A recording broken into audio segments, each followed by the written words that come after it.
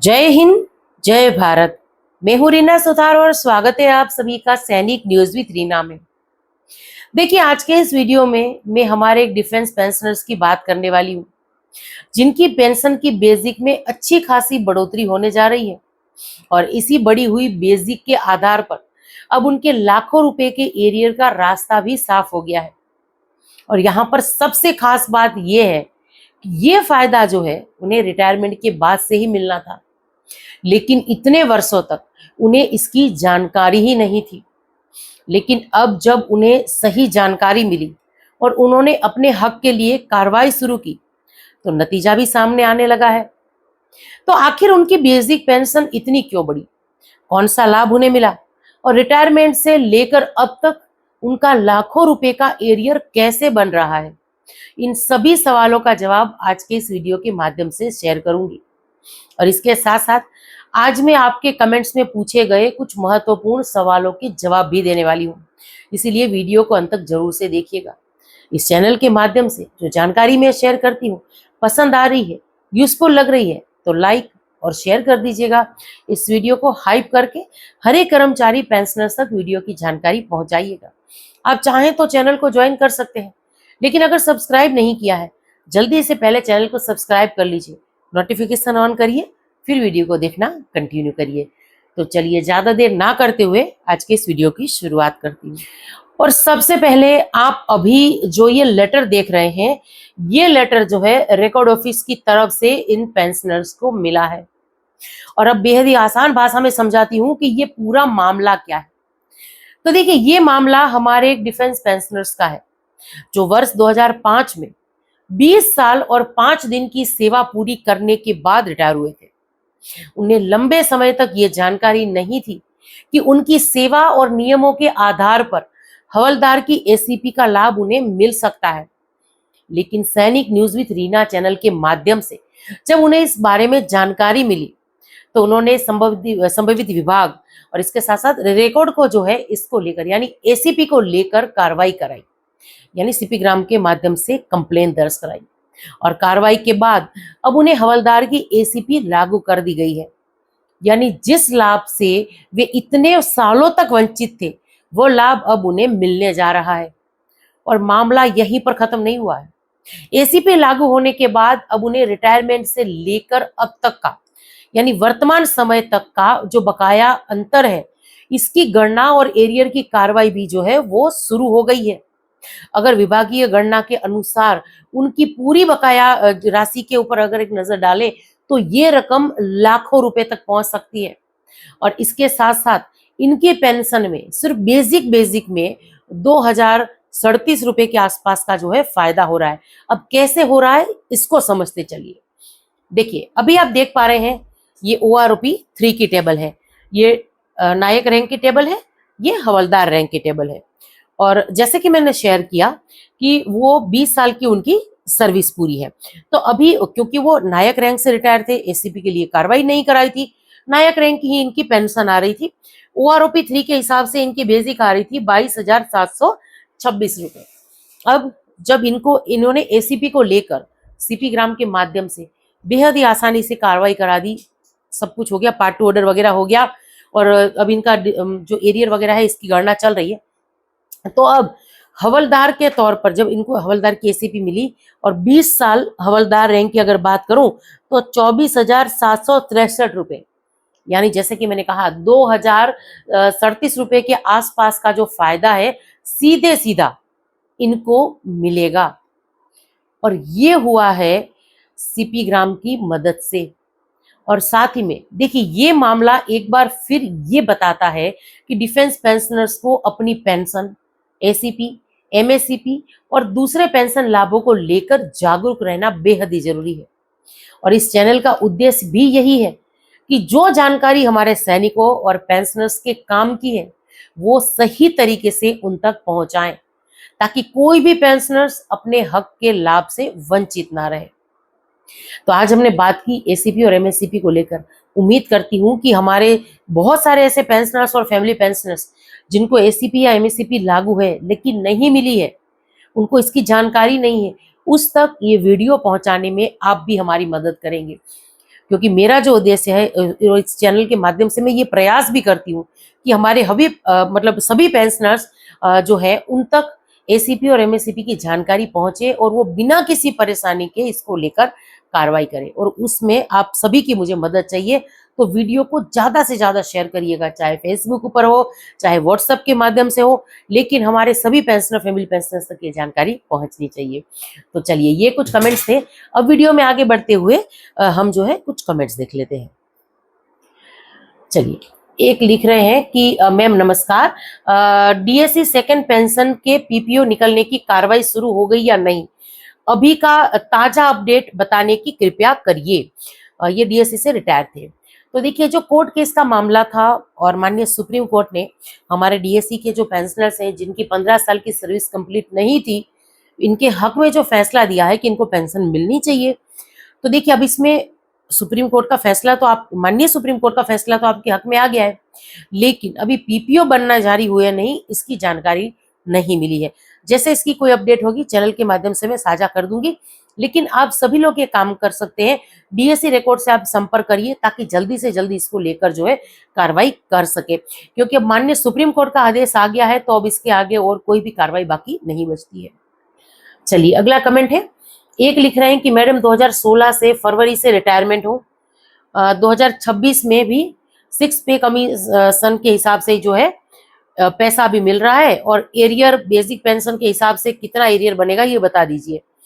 राजेश जी, आपने जो ये कमेंट किया है इसके माध्यम से हमें ज्यादा जानकारी नहीं मिल रही कि आपका सवाल क्या है, लेकिन इस सवाल को मैं शामिल इसलिए भी कर रही हूँ क्योंकि जैसे आपने लिखा कि 2026 में भी 6 पे कमीशन के हिसाब से पेंशन मिल रही है, 2016 में आप रिटायर थे, तो हो सकता है कि आप किसी ऐसे राज्य के कर्मचारी या पेंशनर से जहां पर अभी भी छठे वेतन आयोग के तहत जो है पेंशन मिल रही है।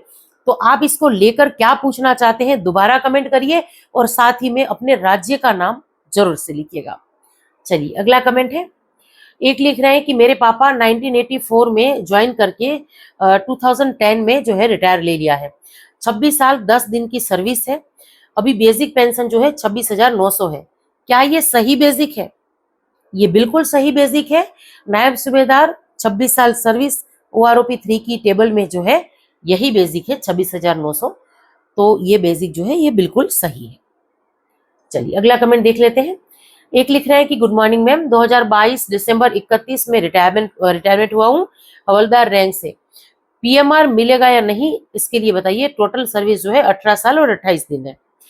देखिए, 2015 के बाद जो भी रिटायर होकर आए हैं उनको ओआरओपी के लिए शायद थोड़ा और इंतजार करना पड़ेगा। नवंबर 2015 के पहले जो रिटायर होकर आए हैं उनके हालांकि पीपीओ और एरियर की जानकारी आ रही है, लेकिन वो जो जिन्होंने केस किया था, बिना केस किए किसी को मिला हो ऐसी जानकारी अभी नहीं मिली है। और साथ ही में 2015 के बाद जो रिटायर होकर आए हैं, अब क्योंकि रिव्यू पिटीशन दे दिया है केंद्र सरकार ने, एफटी न्यू दिल्ली में प्रिंसिपल बेंच है जो हमारा, तो और थोड़ा इंतजार करना पड़ेगा।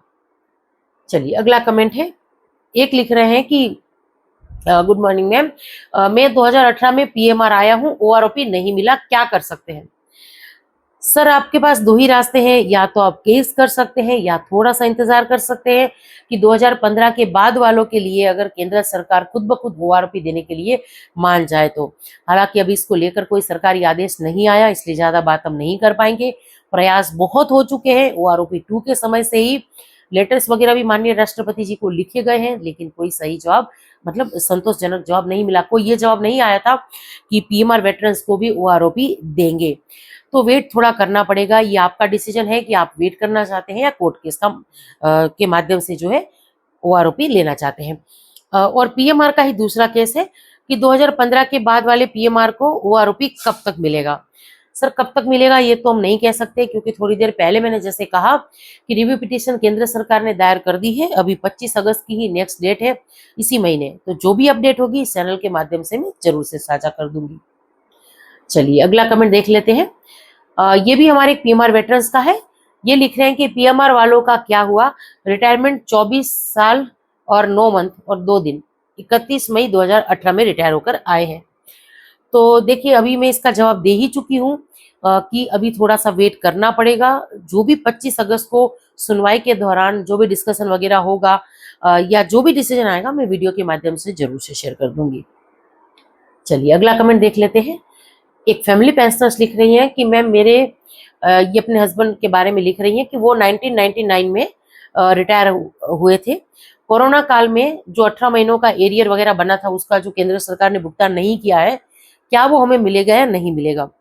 तो मैम अगर केंद्र सरकार 18 महीनों के दौरान कोरोना काल में जो महंगाई भत्ते को फ्रीज कर दिया था, उसका जो एरियर बन रहा है हमारा, अगर उसको देने के लिए सहमत हो जाती है, कोई सरकारी आदेश आ जाता है, तो हमारे सर्विस पेंशनर्स भाइयों के साथ साथ हमारी फैमिली पेंशनर्स बहनों को भी इसका लाभ जरूर से मिलेगा। आप वेट कर लीजिए, हो सकता है कि केंद्र सरकार खुद ब खुद इसको देने के लिए मान जाए, या ये भी हो सकता है कि कोई संगठन जो है कोर्ट का दरवाजा खटकाए। चलिए अगला कमेंट है, हमारे एक डिपेंडेंट शायद यहाँ लिख रहे हैं कि व्हाट्सएप पर मैसेज किया था तो रिप्लाई नहीं आया है। तो मेरी आपसे रिक्वेस्ट है कि प्लीज आप मुझे कॉल करिए, आज 10 बजे सुबह 10 बजे के बाद आप कॉल करिए। जो भी आपकी क्वेरी वगैरह है उसको डिस्कस करके मैं आपसे उससे संबंधित जो डॉक्यूमेंट्स वगैरह है वो मंगा लूंगी, और आपका जो सवाल है उसका जवाब आपको मिल जाएगा।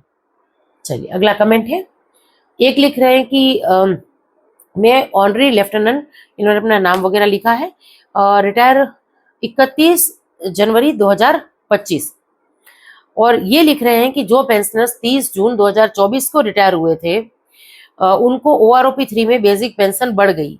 मैं बाद में रिटायर हुआ हूँ, मेरी बेसिक जो है वो कम है, रिप्लाई दीजिए। तो सर हालांकि ऐसा तो नहीं हो सकता, क्योंकि OROP 3 में जो है जो 2024 में आई थी, तो OROP 3 में जो 2023 का जो मतलब पेंशनर्स रिटायर होकर आए थे, या जो पेंशन की गणना का आधार वर्ष माना गया वो 2023 को माना गया है, और आप अगर आए हैं 2025 में तो आपकी पेंशन तो ऑलरेडी ज्यादा ही है, OROP 3 में जो बेसिक होगी उससे ज्यादा ही होगी। लेकिन हो सकता है कि रिटायरमेंट के टाइम पर जो PPO बनकर आया हो, या स्पर्श में ये स्पर्श की वजह से ये गड़बड़ी हुई हो, क्योंकि कुछ दिनों पहले मैंने एक ऐसा मामला शेयर किया था, जो मेरे हस्बैंड की ही यूनिट के थे, वो हमारे पेंशनर्स थे, तो उनको रिटायरमेंट के टाइम पर नायब सूबेदार का जो है पार्ट टू ऑर्डर बन गया था और उसी के हिसाब से पेंशन मिलनी थी, लेकिन स्पर्श में जो PPO वगैरह बना हवलदार रैंक के हिसाब से बना था, तो कुछ गड़बड़ियां वहां पर भी होती है। तो आप थोड़ा चेक कर लीजिए, नहीं तो आप एक और काम करा सकते हैं, व्हाट्सएप पर संपर्क करिए, क्या दिक्कत है मैं ये सब कुछ चेक करके दे दूंगी, या फिर CP ग्राम के थ्रू जो है आप कंप्लेंट भी दर्ज करा सकते हैं। चलिए अगला कमेंट है, एक लिख रहे हैं कि मुझे जुलाई मंथ में ये शायद इंक्रीमेंट के लिए बताना चाह रहे हैं कि लगता था, पर मेरे को मैसेज आया कि आपका MACP नायक के पार्ट टू ऑर्डर वगैरह जो है 26/7/2026 से लागू बताया है, और अपनी यूनिट से उसका पार्ट टू ऑर्डर करने के लिए बोला है।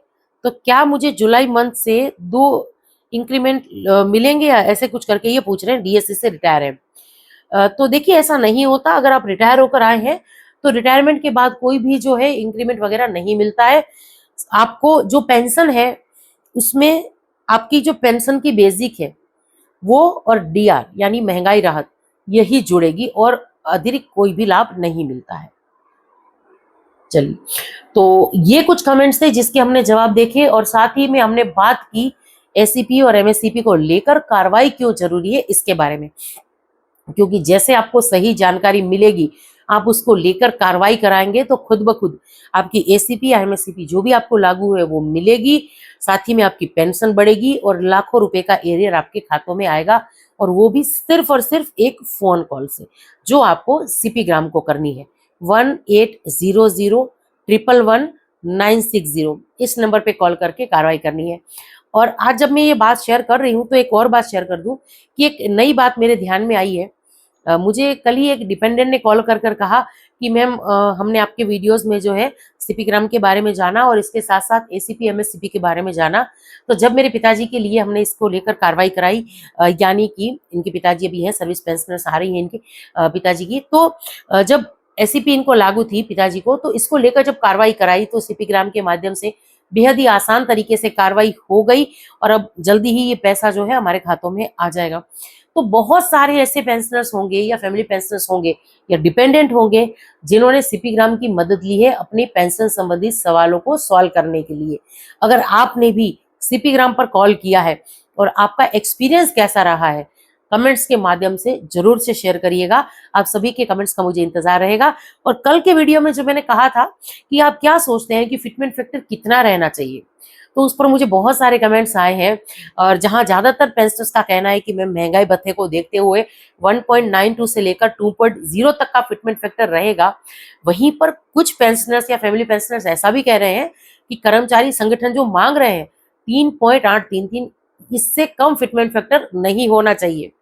तो बिल्कुल ये हमारे कर्मचारी और पेंशनर्स और फैमिली पेंशनर्स का हक है, जो हमें 8वें वेतन आयोग में जरूर से मिलेगा। तो चलिए, यही कुछ जानकारी थी जिसको लेकर आज के इस वीडियो में आई थी। अब ये सारी जानकारी आप सब लोगों को कैसी लगी, कमेंट्स के माध्यम से जरूर से शेयर करिएगा। इसी के साथ आज के इस वीडियो से विदा लेती हूँ। जय हिंद।